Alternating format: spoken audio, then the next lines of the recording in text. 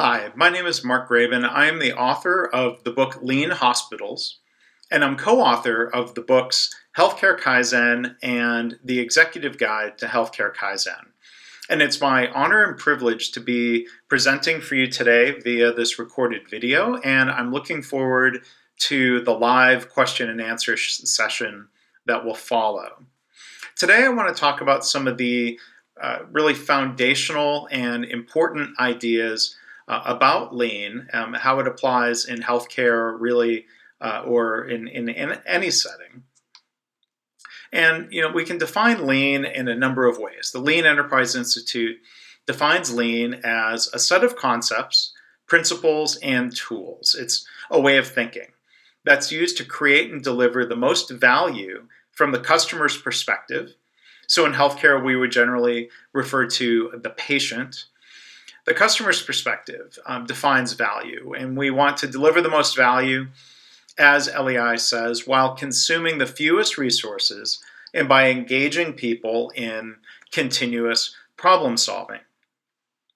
Dr. John Toussaint, who was the CEO at ThedaCare, a health system in Wisconsin, one of the early innovators of lean in healthcare, says that lean is built on three bedrock concepts. 1, respect for people. 2, scientific method to seek perfection. And 3, a clear purpose to align systems, strategy, and performance to yield customer value as a result. So if we look back to arguably the origins of lean, we look at the Toyota production system, or what Toyota would call the Toyota way. When you visit a Toyota facility, their visitor center is likely to have signs and banners proclaiming that the Toyota way is both continuous improvement and respect for people. Toyota publications have referred to these as equally important pillars. So before we think about lean tools and other methods, it's important to step back and ask if our workplace environment in healthcare is a respectful environment. Is it respectful of everybody who participates in that system? Arguably, the lean approach to improvement and management should and must respect and support staff. This includes ensuring people have what they need to do their work, not putting people in the middle of a broken process. A lean environment doesn't drive cost cutting through layoffs. We don't overburden people. We make sure we have the proper staffing levels. We give help and support when needed. We allow people to do meaningful work. Respect for people also means not blaming people when they commit errors or mistakes that are caused by the system. And respect means listening and engaging people in improvement. Because Toyota or any successful lean healthcare organization would remind us that lean and the Toyota production system is not just about tools and methods. It's about how we manage. It's about an organizational culture that's built upon a philosophy. Toyota describes this as an integrated system, and we might see problems if we try to copy one part of an integrated system. So Toyota leaders today, not just in the past, in history, would describe the Toyota production system philosophy as having 4 parts.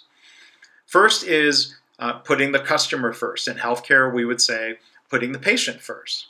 Providing customers with what they want, when they want, and the amount they want it. Now, in healthcare, we might not want care. We might need care. But I think the general idea is the same. Placing the patient first and making sure that they get the care that they need or want, when they need it, where they need it, and in the right, with the right quality level.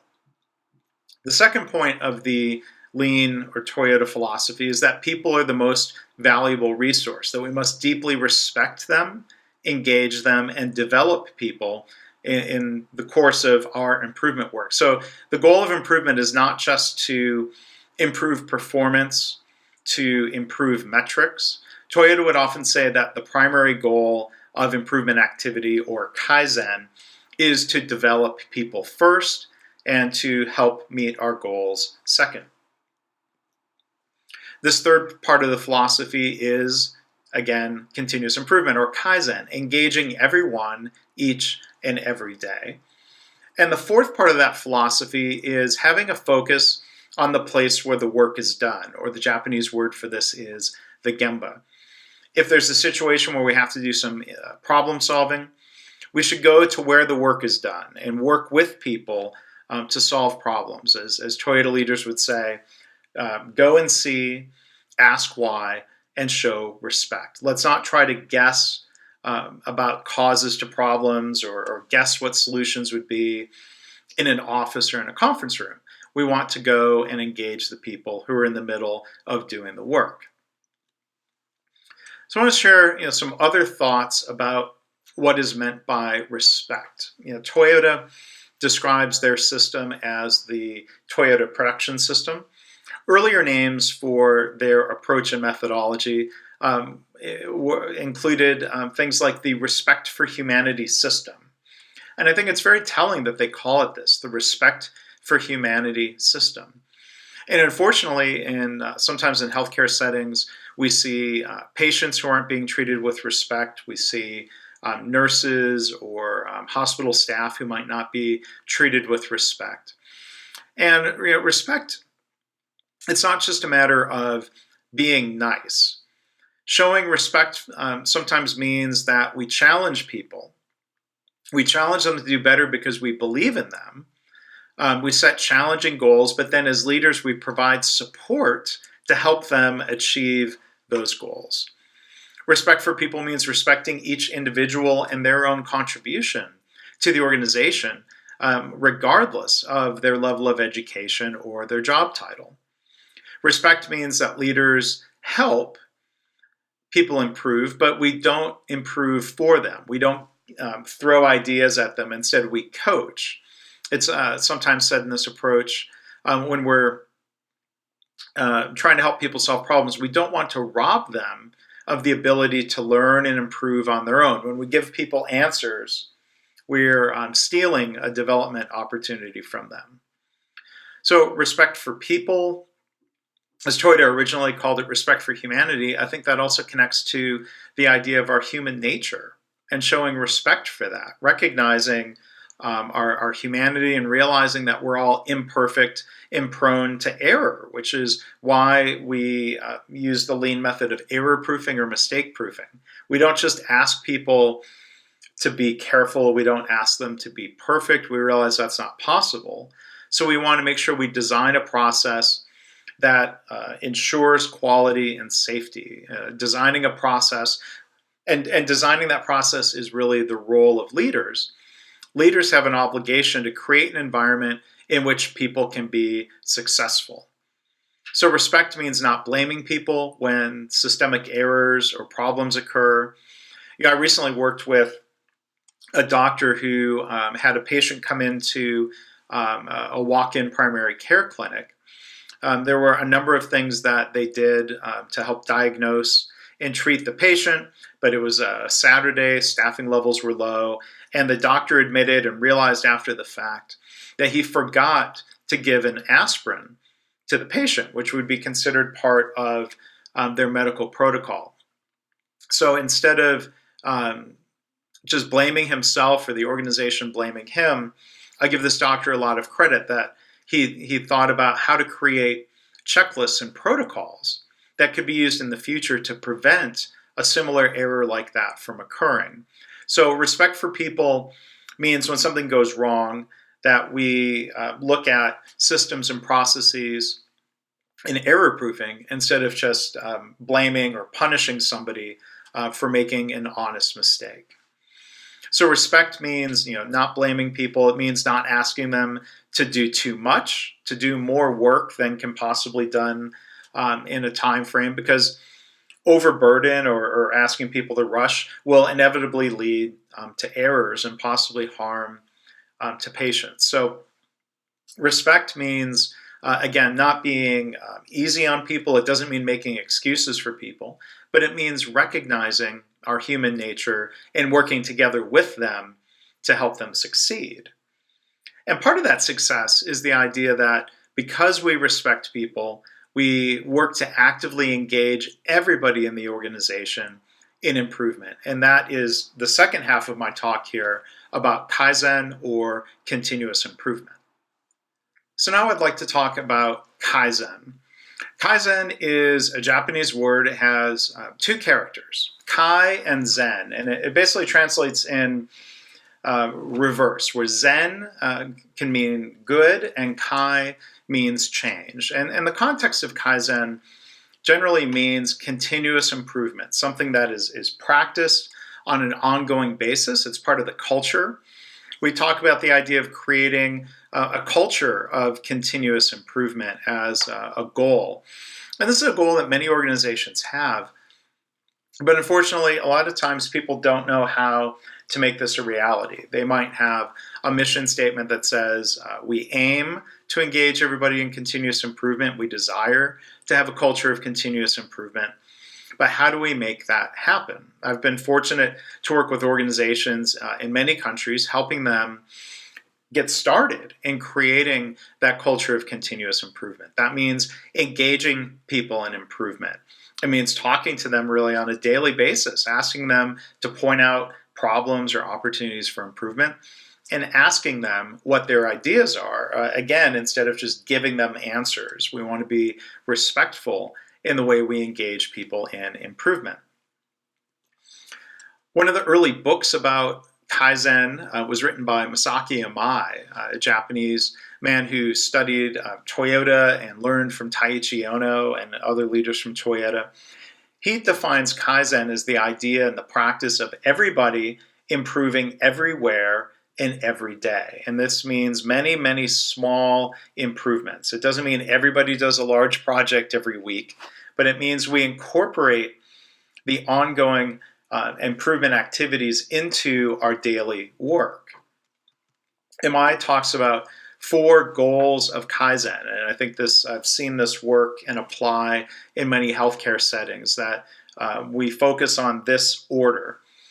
First off, making things easier, making our work easier, which is different than asking people to work harder. When we help people eliminate waste and eliminate barriers to improvement, they can accomplish more. They can be less frustrated. They can be less tired, which leads to fewer employee injuries, and it reduces risk of error greatly. So we focus on making work easier, not because we're lazy, but because we want to use the limited time that we have in a given day to adding value. We want to dedicate that time to patient care instead of searching for equipment, searching for medication, searching for people, searching for the patient even. We want to make work easier.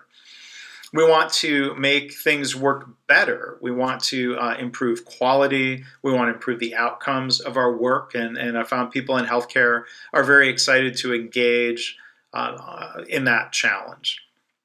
We'd like to make things work faster, so we can think easier, better, faster. But making things work faster, again, doesn't mean that we want people to do their work more quickly. It means that we eliminate delays. We eliminate interruptions, which allows us to complete the work more quickly and with more care, more caution, better quality. And the fourth priority is the idea of making things cheaper, reducing cost without hurting quality. So to summarize, those 4 goals are easier, better, faster, cheaper, in that order. And when we've seen organizations embrace this style of improvement, it's really powerful. The co-author of my Healthcare Kaizen book, Joe Schwartz, has been their director of improvement at a hospital in Indianapolis called Franciscan Health. They've been working the last 10 years to create a culture of continuous improvement. They've implemented 25 or 30,000 improvements. They save a couple $1 million a year. And I think more importantly, that level of staff engagement, working towards getting everybody involved in improvement, increases staff engagement and satisfaction, which helps increase patient satisfaction, improve safety and quality, and other factors that are important in the hospital. So when I've posted videos on my blog and YouTube with nurses and pharmacists and staff and leaders from Franciscan talking about why Kaizen is powerful to them. And in one video, the nurses say that the culture there at the Franciscan Health System is having staff input into everything. They, meaning management, want staff figuring out how to fix things. What can we do to make our job easier? And I think this is really important. They, again, management, allow us to implement things to see if it will work. So everything involved with Kaizen is built around cycles of improvement, cycles of learning. You can call it PDCA, plan, do, check, act, or PDSA, plan, do, study, adjust. So it's an iterative, incremental improvement cycle. Now, Kaizen can be applied to the hundreds, if not thousands, of small problems that we would face in our organization. Kaizen might also be described as an event, something that takes anywhere from 2 to 5 days, sort of a small project where we bring people together to work on improvement. Or we might have large strategic Kaizen that are driven by executives and senior leaders. So whether it's large Kaizen, medium Kaizen, or small Kaizen, it should all represent PDSA cycles. Now, when we are implementing a small change in a department, it might be easy to quickly test an idea, study the effect, make adjustments if needed. A large Kaizen, such as building a new hospital, doesn't allow for cycles of iteration. So that's why lean healthcare, lean hospital design now usually includes the idea of building prototypes or mock-ups that allow people to test the design and iterate and improve it before it gets completely built. So the idea of Kaizen has been something that healthcare leaders have advocated for almost 3 decades now. In 1989, Dr. Don Berwick, who's quite well known for his work with the Institute for Healthcare Improvement, published an article in the New England Journal of Medicine titled "Continuous Improvement as an Ideal in Healthcare." He described Kaizen as the continuous search for opportunities for all processes to get better, that leaders can't just observe problems, they need to work with people to improve the way the work is done. So some hospitals borrow the idea from Toyota that says, essentially, we all have 2 jobs: to do work and to improve the way the work is done. So improvement work is not limited to specialists. It's something that we want to engage everybody in. And that process for doing so is pretty simple. We work as leaders to engage staff in finding problems or opportunities for improvement, and then we discuss them within the team. Maybe we have to discuss them with another department. It depends on the situation. So we find and then discuss the ideas or opportunities, and then we implement or test the idea. We might have to iterate and go back and try something else, but then once we've found something that is indeed an improvement, we then document and share the idea. So we find, discuss, implement, document, and share.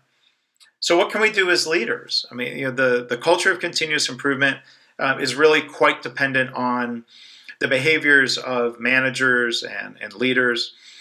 So one thing that we can do is ask for Kaizen. We can ask people to speak up and create an environment where it's safe to do so, to point out problems, to speak up about ideas. But then we also need to help create time for people to work on improvement. So we can't just ask them to speak up and have the ideas sit in a suggestion box or on a board or in software. We need to work with them to turn those ideas into action. Another thing we can do is to lead by example. If leaders want a culture of continuous improvement, they can participate. They can get involved by implementing Kaizen improvements about their own work. They can coach, mentor, and lead others, which means going to the Gemba, as I mentioned earlier, going out into the workplace, and coaching people through cycles of PDSA. We can help teach and coach people around root cause problem solving when that's necessary. And probably the most important thing, to continue the momentum of these improvement efforts is to recognize people and to celebrate Kaizen activity. So again, when we find opportunities, discuss them, implement them, we don't stop there. We document and share what was done for a number of reasons. One is to give recognition to the people who've put their passion and creativity and effort into Kaizen. We want to make them feel good about what they've done, which encourages them to participate in more improvement. And then as we share the Kaizen improvements, we're spreading good ideas, we're inspiring others, we're magnifying the impact of the ideas that those people had. So to summarize, Kaizen sounds simple. It's, I think, deceptively simple. We can engage people in improvement, but maintaining that requires a lot of energy, a lot of persistence, and a lot of dedication on the part of managers. So my hope for you is that if you don't already have this culture of continuous improvement in your organization, to step back and think not only about lean tools and lean projects and lean methods, but to think about this culture and this philosophy. How do we demonstrate respect to our people every day? Part of the way we do that is engaging them in continuous improvement. And so with that, I want to thank you for the opportunity that you've given me to share some thoughts and remarks with you today. I'm looking forward to your questions and having some hopefully interesting discussion here in the Q&A session. Thanks.